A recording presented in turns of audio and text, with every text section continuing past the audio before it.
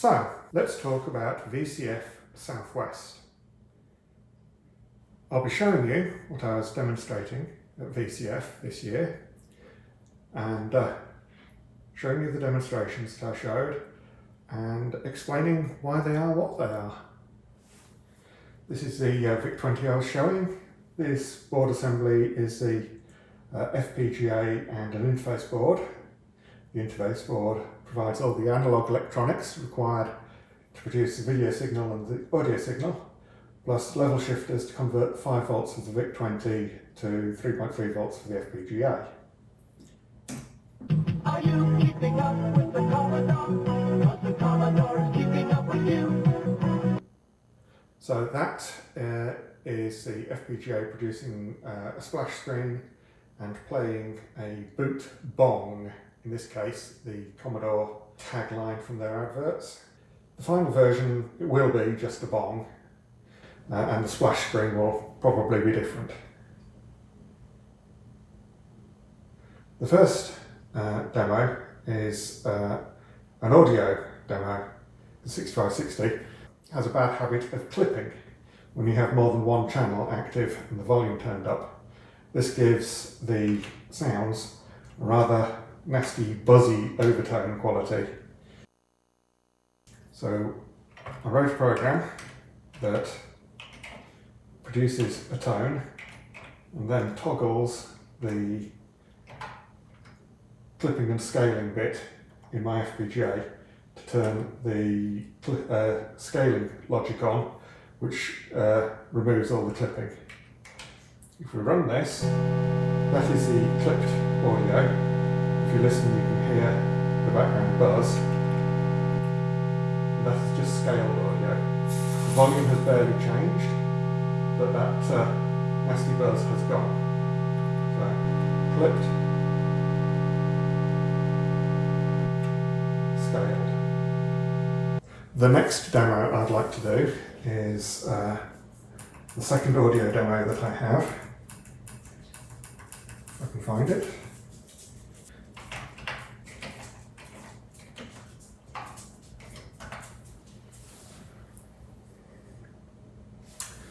The FPGA has the ability to change the sound system from being 4 voice tone generators to being a direct access to the audio DAC. So you can send 8-bit samples straight out of the audio DAC to play sound effects.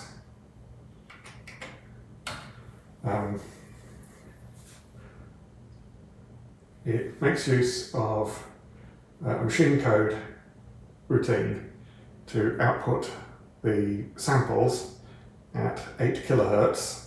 They're 8-bit mono samples, so the sound quality isn't brilliant, but it is definitely recognisable what it is playing. The demo is loading in 24K of samples, which at 8 kHz is only 3 seconds. So this is a name that tune type of demonstration. It will play 3 seconds of the introduction to a song. You then have a couple of seconds to recognise it.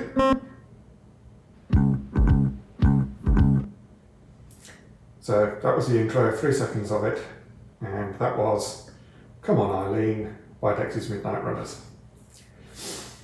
And there are 6 songs in this particular demo.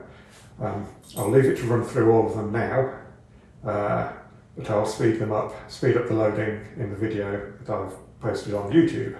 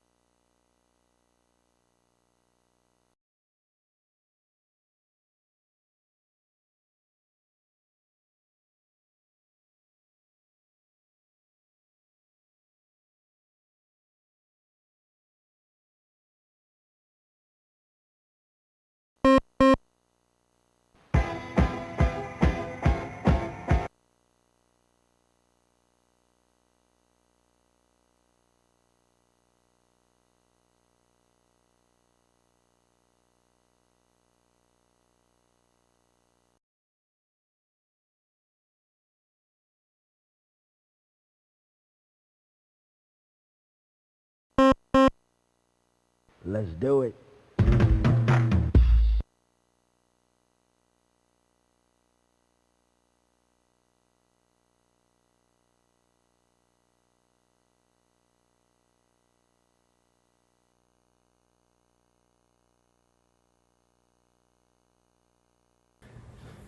So, next set of demonstrations are to do with colour and the colour palettes.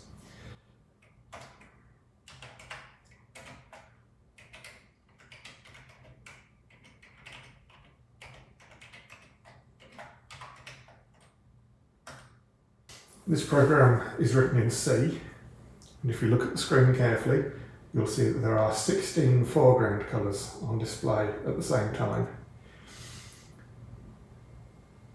We're switching through different palettes that are programmed into the Victor FPGA. Some of them are stolen from VICE, the VIC emulator, and some of them I've made up myself. Now there's one more palette demo, which is to do with the user palette, which is the 8th palette and can be programmed by the user. This demo is written in BASIC to show that you can program all these things from BASIC or machine code.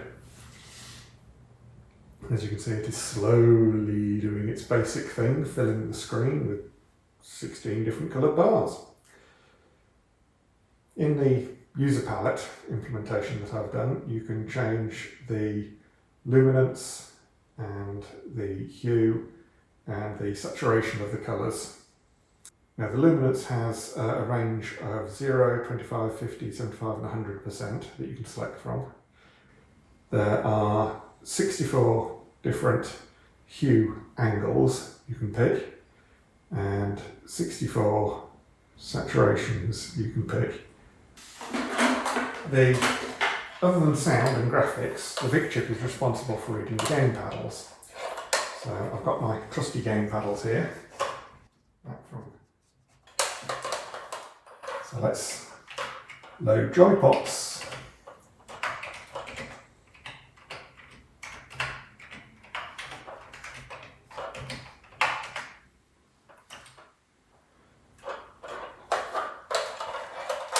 This is a program I wrote to test joysticks, paddles and light pens. So the bars represent the paddle settings. As you see, I'm varying one and the right bar is changing. Vary the other and the left bar changes. There's two different kinds of jitter going on here. One is where it suddenly zooms off up to the top. That one's not doing it at the moment. Maybe the left one will. But you might have noticed it suddenly jumped from whatever setting I'm on to the top. That's because the potentiometers in the paddles are very dirty. That was one. Are very dirty. And sometimes they don't make contact, so it gets a reading of 255. The other jitter is part of the VIC-20 and 6560 environment being so noisy. Now, if you look at the numbers, the number directly below the bar is the instantaneous reading from the potentiometers. The next number down is how much jitter there is in that number over a fixed number of samples. So you'll see sometimes it's low at 4 and sometimes it's very high. And the number below that is a smoothed value. You see it's a very slow smoothing algorithm, so it takes a while to catch up. So that's too much filtering and written very poorly. So that's the gain paddles. The last thing that the VIC chip implements is the light pen. I have here a light pen, and if we plug that in, I can see it in action. As you move the pen around the screen, the star tracks it. The asterisk tracks it. Occasionally there'll be a red flash. The light pen input to the VIC chip is also the same input that is used for the fire button of a joystick.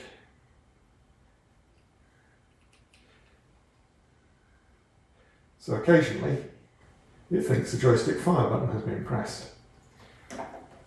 The last thing that this piece of software does that is completely irrelevant to Victor is the joystick.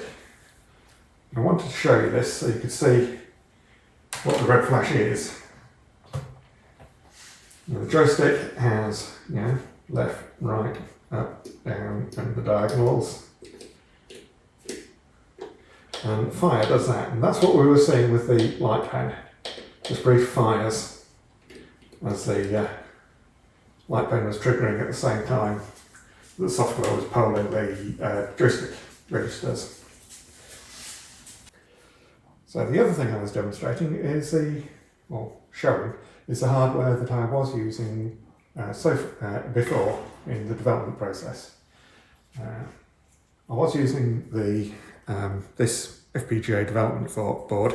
It's a Cyclone 4.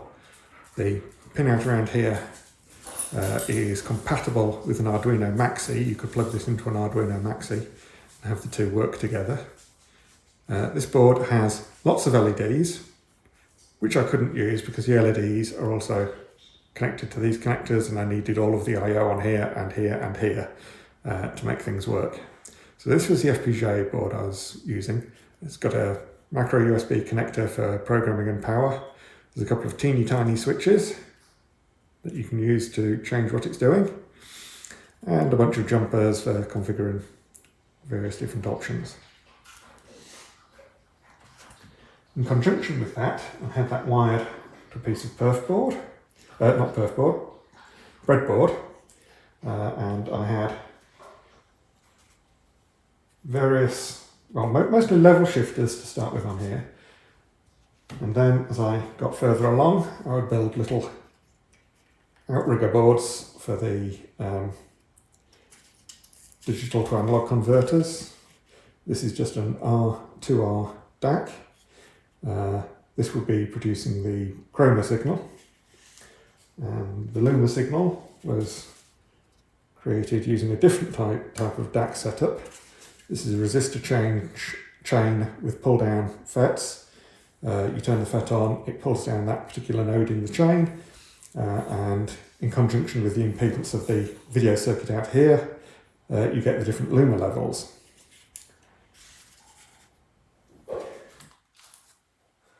This is a recreation of the video circuitry inside a VIC-20 because I wasn't prepared to hook up prototype electronics to my VIC-20 itself, so I reproduced the video circuitry here using the crappiest piece of video cable I could possibly find. But that worked okay to get started. The breadboard was very unreliable, so the next thing I built was the multi-story voltage converter.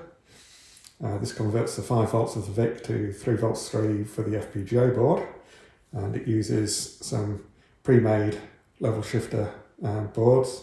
These are tiny little FETs. There's a clever little circuit, you can look it up on the internet, that does level shifting in both directions. And that lasted a while. Then I decided it was time to do some PCBs. So this is the first PCB I came up with. It's, again, you can see the Arduino Maxi style pinouts here. And this field in the middle, that's all the level shifting field effect transistors. And if you get up good and close and look carefully, you'll see at both ends of each of those FETs are some tiny, tiny, tiny solder pads. That's a mistake. The resistors that fit those pads are too small for me to hand solder. I've done, I think, 2 or 3 of them by hand, and it takes a huge amount of time, and I'm not confident with the results I got. And the other small problem is that the connectors don't line up with the development board's connectors. So that had to go away and be respan. respun. And the respin produced this board, again with the field effect transistors in the middle, and this time the resistor pads are substantially bigger and easier to solder. Here's the populated board.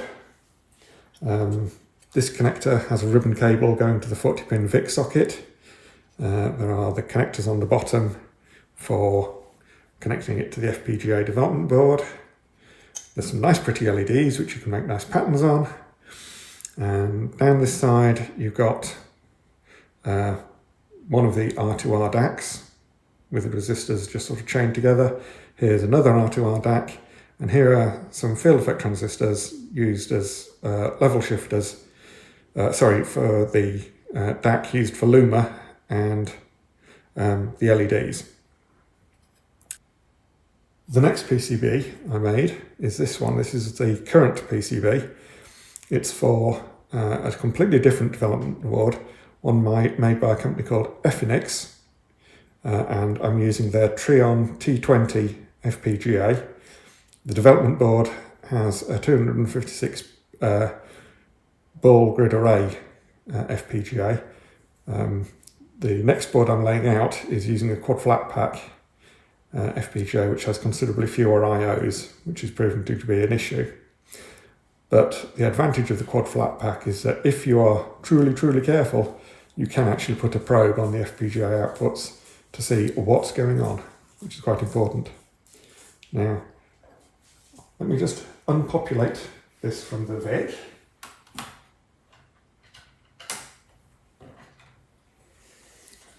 Here is the current board I'm using.